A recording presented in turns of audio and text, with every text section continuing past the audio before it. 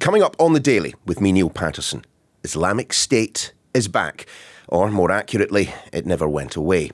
Special correspondent Alex Crawford has followed ISIS to its stronghold in Somalia. What she found will terrify you.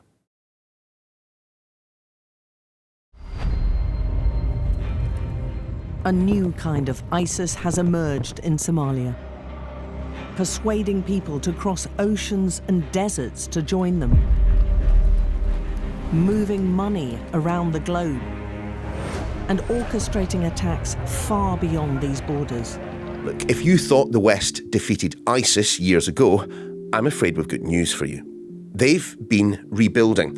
And from Puntland, a rather remote location in the wilds of Somalia in eastern Africa, ISIS is once again extending its reach.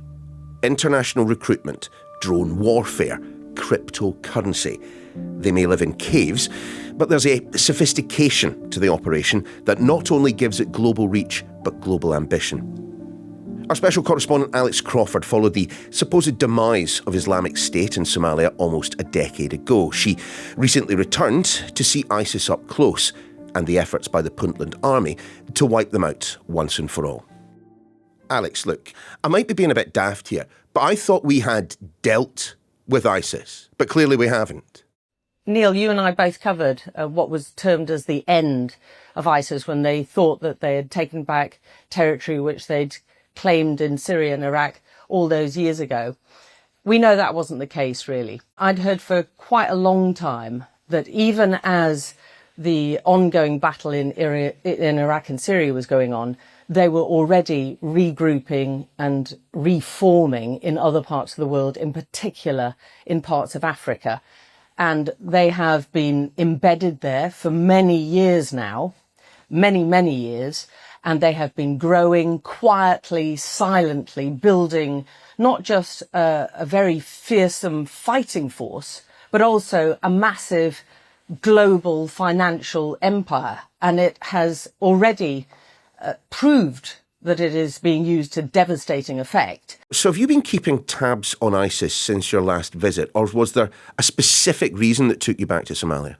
I've been keeping an eye on it. I had already touched base with the Puntland forces way back in something like 2017, when they had noticed that there were ISIS cells operating within the north of Somalia in this semi-autonomous region called Puntland. Fast forward to 2025, at the end of 2024, and the Puntland forces who've kept in touch got in touch with more extensive detail, saying that they wanted me to come back and they needed me to come back now. They wanted me to see just how big this network was and the challenges that they were facing in trying to root them out, track them down and finish them finally. And in the meantime, in that interim period, they have really grown like a coronavirus. They have grown massively. And not only were we shown a sort of extensive network of caves, so this involves time and effort and people to carve out a network of caves where you stash weapons and where you grow a network, you recruit fighters, foreign fighters to come to, you train them, and you also make a huge number of rockets and bombs, improvised explosive devices and suicide vests. I mean, some of the hideouts that we saw were the size of several British villages in their geographical area that they took up and what they were doing there. I mean, they had medical facilities, they had makeshift homemade gyms, they'd rigged up electricity in these very remote areas where most of them don't have electricity. They managed to take up generators and computers, fridges. We saw coffee machines. But the very central, the foundation of the reason why this community was there was that they were making bombs. There was a huge welding section. There was a cache of weapons with hundreds and hundreds of AK-47s, which the Puntland forces found. Alex, just describe the part of Somalia in which ISIS is based. I mean, how do you actually get there? How does the army get there? Well, the normal route from Bosaso, the main key port city in Puntland, If you went by road, which involves going off the road and going off track and doing a lot of off-road travel, it can take up to 18 hours, I was told, because they have to avoid certain areas. They're worried about security. They're worried about ambushes. There are checkpoints. There are IEDs to navigate and roadside bombs, and they're constantly being ambushed. These are the challenges they're up against. Even when you get to that forward operating base, which looks, the first sight of it looks like you're basically landing on Mars. It's just this huge, dusty, rocky area with all their little tents all peppered around and them looking incredibly dusty and dirty and worn down by it all taking up positions and trying to guard the perimeter from any further attacks. Because there's only one road in and one road out, they're having to clear manually every day, sometimes several times a day, to make sure that it's clear of mines. We're forced to stop frequently. The terrain is unforgiving and constantly exploited by the militants who carry out regular ambushes. There's a corpse just over to our right, still very strong stench of deteriorating flesh. You can see military fatigue still on him. He was not only killed, but also one of his fellow fighters. 2 others got away, so it seems they're still very active in this area.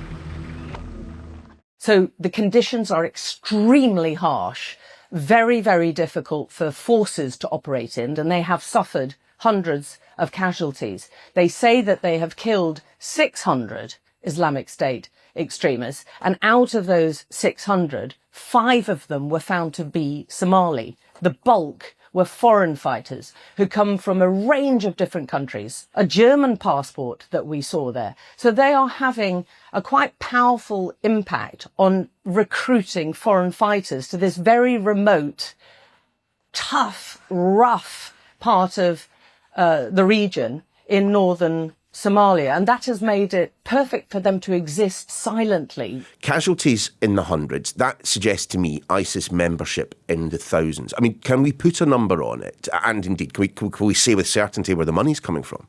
I think any number count has got to be a little bit of guesswork. But as you pointed out, if the casualties, if the deaths are in, around about 600, they've captured a couple of hundred more.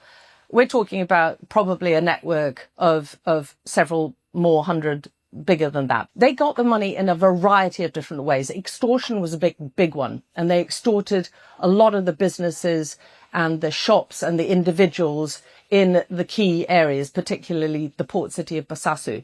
That was definitely one way of doing it. They used locals through coercion, threats and violence to move money for them digitally.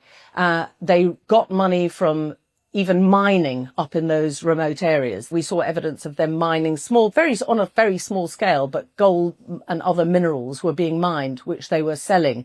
They seized livestock from the community and used to transport those. And they used the very natural geographical advantages, which is the Gulf of Aden, around the Horn of Africa, and their connections, which they're building up with the Houthis in Yemen, to transport goods in kind to get money back.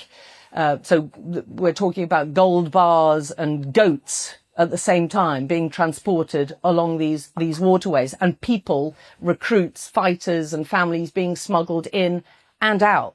What is the ambition of this iteration of ISIS? Are we back to talking about pan-global caliphates, or is there a more sophisticated long-term goal for this group? They've got plenty of pretty decent weaponry, don't they?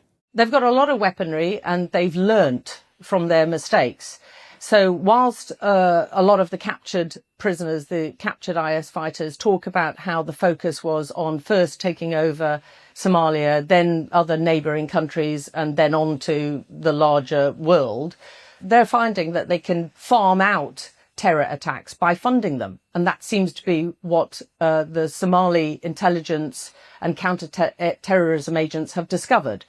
On these phones, they are digitally moving and gambling using cryptocurrency and transferring money to other extremist groups who might be aligned with them or follow the same ethos and have the same aims and ambitions. And that money is being used to fund terror attacks far away from Somalia. So, for instance, they found direct links, according to the Somalis and according to US intelligence, between money raised and generated and coordinated by ISIS in Somalia to fund the bombing of Kabul airport in 2021 as international troops, particularly US troops, were pulling out from Kabul airport.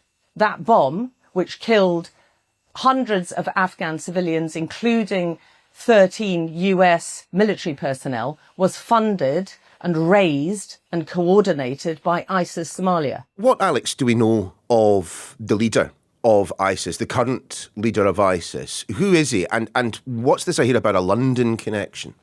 Well, Abdul Qadir Mumin is certainly a very significant figure in ISIS global network. There's some debate amongst ISIS experts and the intelligence community who are investigating this about whether he is actually the leader.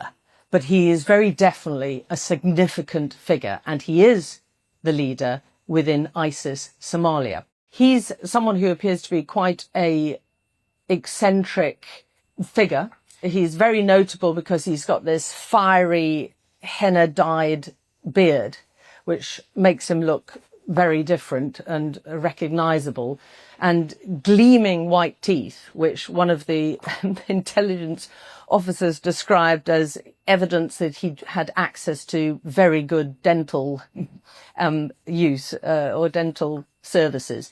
He was born in Puntland, but he spent some time in Europe, I believe it was Sweden, before ending up in Britain, and he became quite a recognizable figure, not least because of his physical appearance, but because of the oratory that he used to deliver in mosques in Leicester and then in London. He was accused and believed to be heading a very determined and energetic recruitment drive for young Somali men, particularly in London, trying to persuade them to go to fight jihad in Somalia.